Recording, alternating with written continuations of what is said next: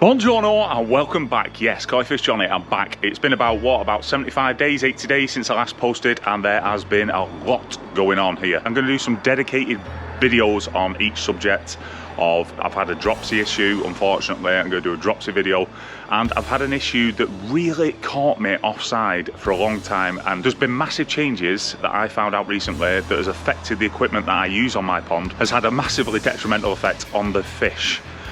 Which I found out later than I should, but I found out because somebody dropped an awesome comment in the videos, okay? So first things first, and the next videos will be going through the rough until we can get to the smooth, baby. And I have got some smooth stuff for you. I really have, and I'm excited to say that I'm going to continue with the Koi Fish journey because I was on a 50-50 thing with what was happening with the Doitsu white koi. Jumping out was a big deal to me, which I might have found actually the trigger to that in the second video, what happened, why it happened and how it happened. But there was then, I had a dropsy video which I'll share, then I had this other random occurrence within the pond which I managed to solve, and I identified what was going wrong. Anyway, all in all, yes, it's been absolutely crazy, but no. Got ya. Oh, it's only a fake fish. So whack that. Not the nicest of thingies, but hopefully that brought a bit of light-hearted banter to it and was a little bit funny. Okay, so I'm going to walk you around the pond. As you would have seen on one of my shorts videos, I was in the middle of creating a plinth, and there's a reason for that, which I'm going to show you now.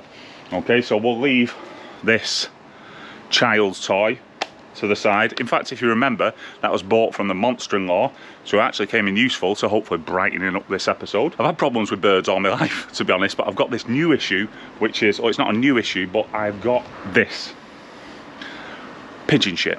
I've got 3 or 4 pigeons now in the back flying around the local area, but they seem to be like coming to the pond a hell of a lot at the minute, which is resulting in every day I'm getting rid of this pigeon shit on the side. So what I'm going to do is I'm going to take you around the tour around the back to what I did, which was mix up that concrete. It was a hell of a job. It was really hard work. In fact, you can see there now, as we come round to it there, you can see the doghouse. That's pretty much where the wife puts me, or where I hide from the wife and the kids. Let me move my head out the way and I'll show you. So I'm a little bit proud here of this, because my idea, I've created like a drop there. Drop, it's probably about, it's that big. So I've got a drop, so the idea is to put the Nexus on them blocks, 2 sets of them blocks that I've got underneath, on here, and again do the pipe work coming out and around here, so I can locate the filter here.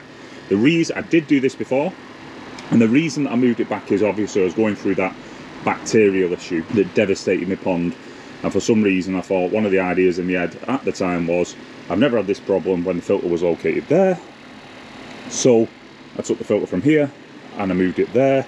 But now I've got a plinth, it'll be a lot more secure, a lot more level, a lot stronger, and basically I'll obviously hope to do a better job on this pipe work. It may be better for that 4-inch like bottom pipe to have a, what do you call it on it, more of a flowed bend around the corner to enable the water to come into the filter a little bit more smoother, so we don't get any blockages or anything like that. So this is my naughty step chair, or my hiding chair, where they can't see me. In fact, I'll take a seat.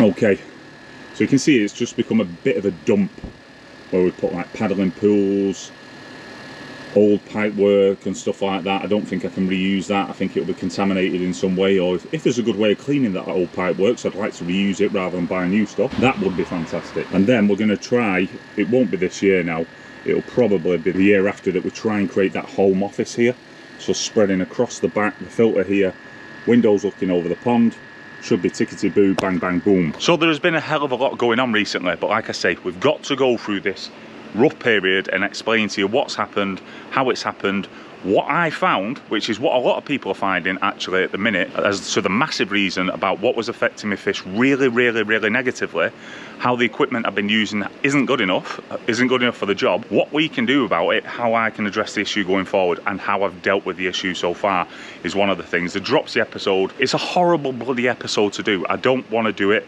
I really don't. I'd appreciate your support. I'm going to share some ugly bloody videos, but I think it's important to share videos like this to help people understand A, what dropsy looks like, B, how to sort of avoid it, challenges it. My education and my understanding to help people develop and avoid issues that I have encountered in my pond keeping journey, which are now vast. I've literally encountered probably near enough every problem you can have with the bloody pond, apart from a heron. I've never had a heron problem, so fingers crossed that does not happen. But I've never had a heron problem, which is probably the #1 problem that I think about, or the #1 problem that people think about because they can physically see it. But a lot of the problems that we encounter with our pond, you generally can't actually physically see the issue. You have to dive deeper with your pond testing kits, with whatever else you're going to use, your filters or whatever. You can't see the problem. So I think that we over worry about the heron. I've said this now, you know what's going to happen, don't you? Fingers crossed it won't happen. It's great to be back, it's great to be recording. I've loved the comments, I've loved some people checking in on me to make sure I'm all right. But unfortunately, we're going to go through this rough patch, explain this rough patch over the next couple of episodes, and then we're going to get into something very, very, very smooth, okay? I'm really super excited. And also, because I was literally at that 50-50 stage of choosing whether I wanted or not choosing, I'd hit my limit.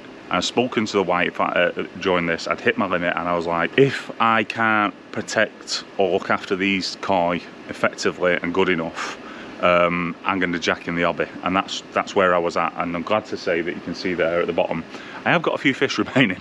So we are, fingers crossed, going to hope to find them some new friends in the next few weeks and return to happier times, baby. That's what we're looking to do. It's great to be back. I know that you're not going to enjoy the next episodes. This is Koi Fish Johnny sharing the nitty gritty, horrible parts of this hobby in order to A, help other people that are newer than me or don't have an understanding as light as mine, and B, is it's an opportunity for me to learn from the comment section about what your interpretation is. Some people offer some amazing insight in the comment section about how to keep koi and their interpretations and how they'd go about things or potential areas to look at. Some people don't. Some people have always got a problem for every solution and an opposing perspective to take, and basically only see things as they see it, which, to be honest, in life nothing is quite as linear, straightforward and pragmatic as that.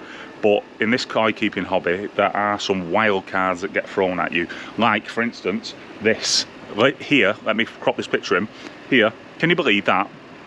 I woke up one day and this mouldy big turd was just on the side of the pond. How could a mouldy piece of poo within 24 hours place itself on the side of my pond? And this is the type of things that's been going on inside my head and why it's been so hard to get my head round. And also one thing I like to say is, whew, 2 of my koi have really, really, really grown. Okay, so on that happy note, this is Koi Fish Johnny, over but not out.